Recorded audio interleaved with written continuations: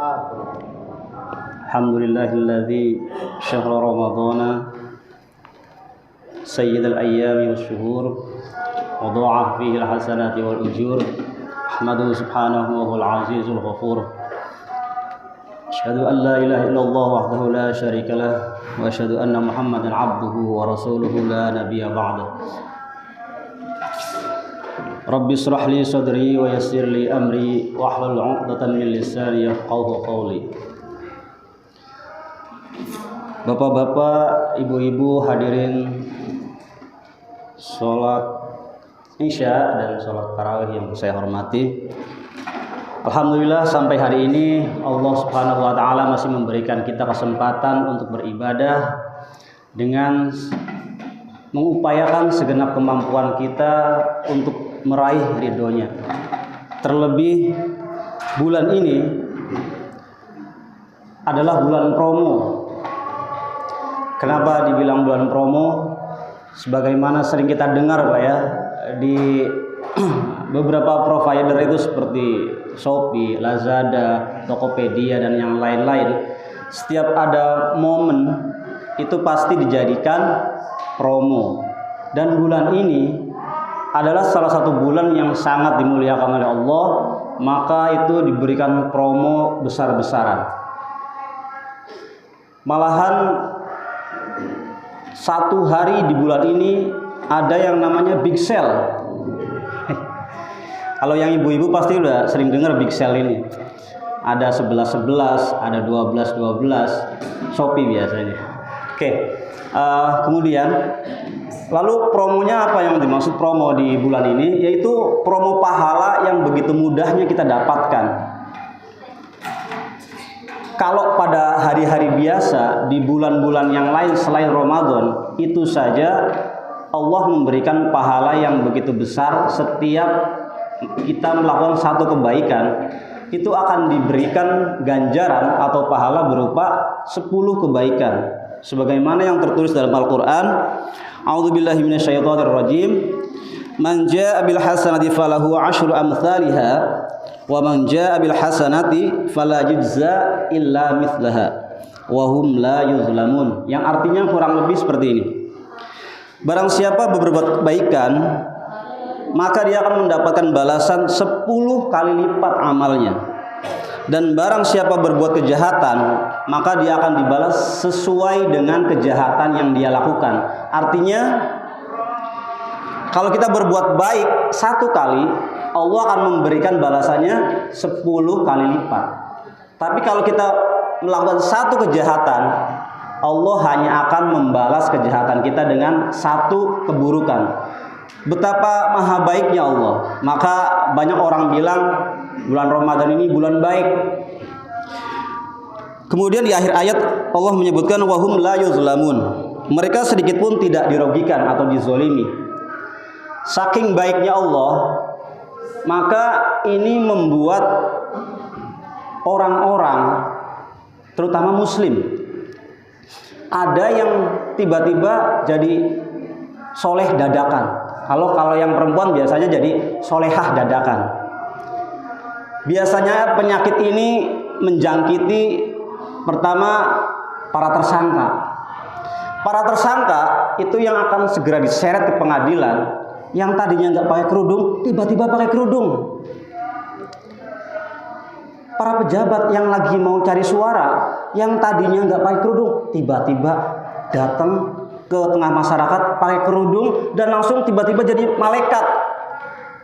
Semua dibagi-bagiin. Yang tadinya nggak kenal, saya bagi-bagiin semuanya.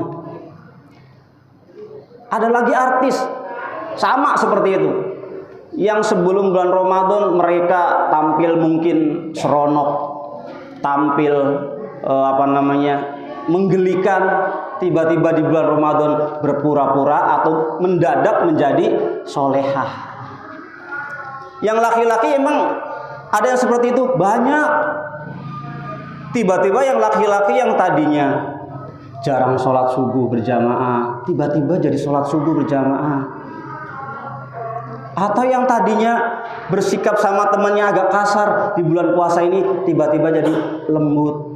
Apakah itu perbuatan yang buruk? Tidak, tentu saja itu perbuatan baik, karena segala macam kebaikan yang dilakukan dengan tulus ikhlas, insya Allah akan membalasnya dengan 10 kali lipat, seperti disampaikan dalam ayat tadi. Oke, Bapak Ibu sekalian, menyadari kenyataan yang seperti ini, seandainya saja manusia itu menyadari dan sebenarnya sadar, cuman mungkin lupa. Maksudnya apa? Allah, Tuhan kita itu tidak hanya hadir di bulan Ramadan. Tuhan kita ada di semua bulan.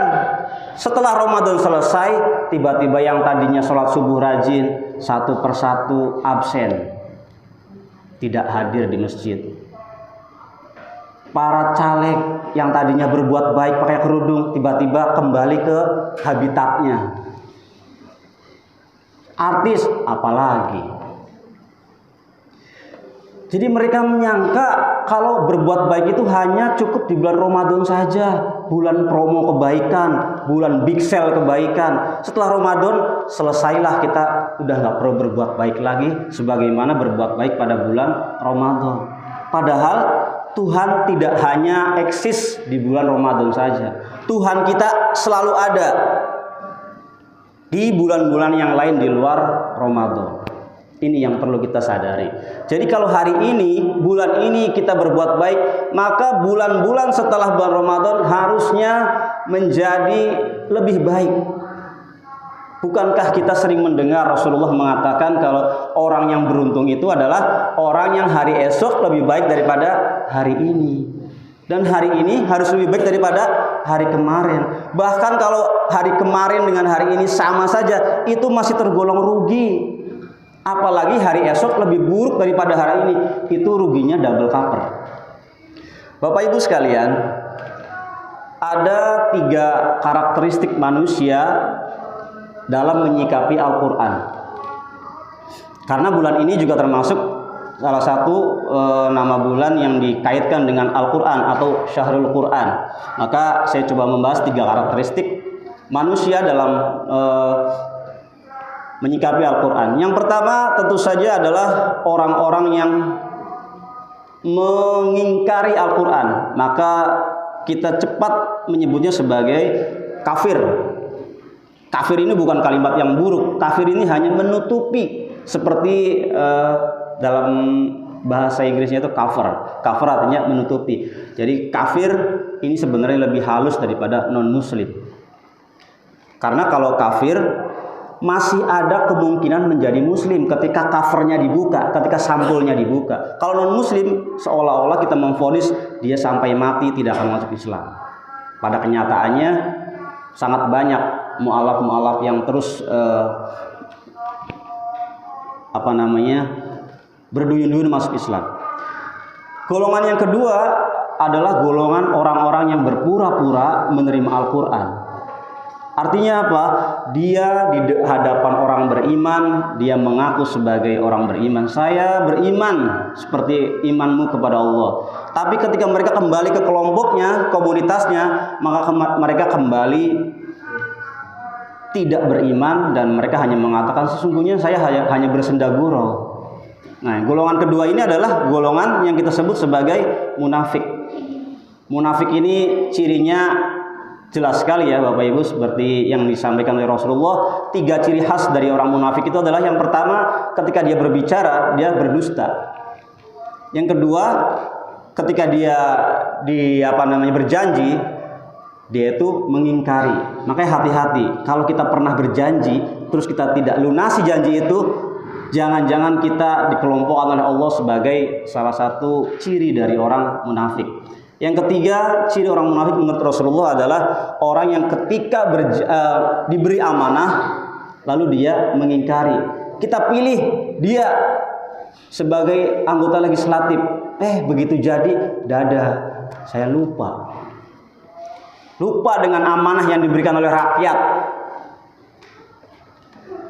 Bapak Ibu sekalian, kemudian yang berikutnya terkait dengan kebaikan-kebaikan di bulan ini, maka saya juga ingin menyinggung tentang 3 karakteristik seorang muslim atau seorang hamba kepada Tuhannya.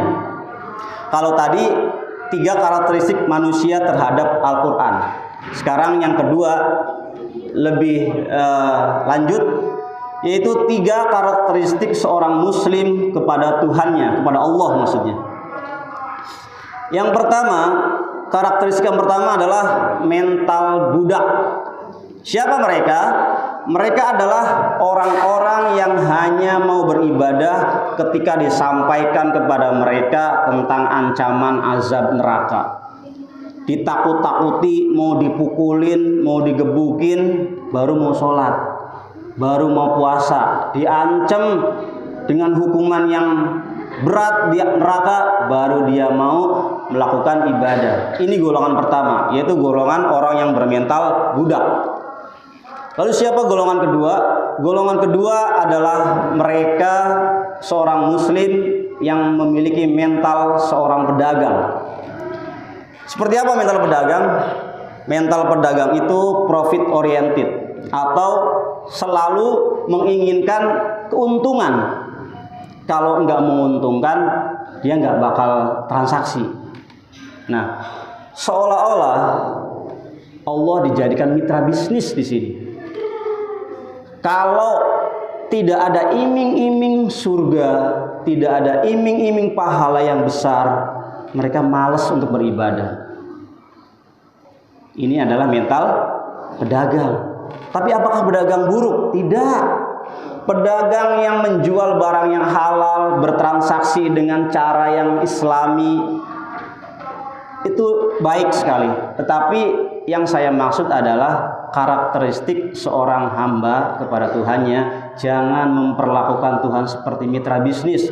Ketika kita berinfak misalnya 1 juta, jangan buru-buru berharap nanti Allah akan kembaliin 100 juta. Emangnya Allah bandar togel? Allah bukan bandar judi slot. Mau dibalas berapapun, itu biarkan Allah yang punya kewenangan. Jangan jadikan Allah sebagai mitra bisnis, tapi posisikan Allah sebagaimana mestinya, yaitu sebagai Tuhan yang menguasai kehidupan kita. Kemudian golongan terakhir, yaitu golongan orang-orang dengan mental mahabbah. Mahabbah ini sebenarnya banyak maknanya. Mahabbah mungkin kalau diartikan harfiahnya itu orang yang mencintai. Tetapi di sini adalah bentuk dari sebuah kesadaran bahwa dia adalah seorang hamba yang wajib menyembah kepada Tuhannya, karena tidak ada lagi Tuhan yang pantas untuk disembah selain Allah. Maka kalau kita tidak melakukan penyembahan kepada Allah, kita seolah-olah bukan manusia yang berakal. Sebagaimana yang disampaikan oleh Allah dalam Al-Quran, wa tazawwadu fa inna khairuz zadit taqwa. Berbekalah kalian, maka bekal yang terbaik adalah takwa. Kemudian Allah menutup ayat ini dengan wattaquni ya ulil albab. Bertakwalah kepadaku wahai orang-orang yang memiliki akal sehat. Jadi kalau kita pengen dianggap memiliki akal sehat, sembahlah Allah tanpa harus ditakut-takuti, tanpa harus diiming-imingi dulu. Jangan punya mental budak, jangan juga mental seperti pedagang. Tapi bermentalah seperti ulul albab, yaitu orang-orang yang menyadari bahwa Tuhan memang pantas disembah. Kita memang harus berbuat baik, karena begitulah tujuan penciptaan manusia. Tujuan penciptaan manusia diantaranya ada 2. Wa ma khalaqtul jinna wal insa illa liya'budun. Itu yang pertama, bahwa Allah tidak akan menciptakan jin dan manusia kecuali untuk beribadah. Itu yang pertama. Yang kedua, sebagaimana disampaikan dalam dialog antara Allah, Nabi Adam dan para malaikat, bahwa inni ja'ilun fil ardi khalifah. Bahwa ternyata selain tujuan manusia itu diciptakan untuk beribadah, manusia diciptakan sebagai khalifah, sebagai wakilnya Allah di bumi. Betapa mulianya sebenarnya pangkat yang kita dapatkan. Kita itu diberikan pangkat oleh Allah itu sebagai wakilnya. Artinya apa? Kita disuruh mengelola bumi ini dengan baik. Kalau harus mengelola bumi dengan baik, berarti perilaku kita dengan manusia harus baik, perilaku kita dengan alam harus baik, perilaku terhadap siapapun harus baik. Itu adalah bentuk dari kesadaran kita sebagai manusia yang berakal. Bapak Ibu sekalian yang saya hormati, demikian yang bisa saya sampaikan hari ini. Semoga menyinggung kita semuanya sehingga ada perbaikan dari diri kita di hari-hari berikutnya, terutama selepas kita dari bulan Ramadan. Kita tidak berhenti berbuat baik karena Allah tidak hanya hadir di bulan Ramadan, tapi Allah tetap ada bahkan setelah bulan-bulan Ramadan berlalu. Wal afu minkum. Assalamualaikum warahmatullahi wabarakatuh.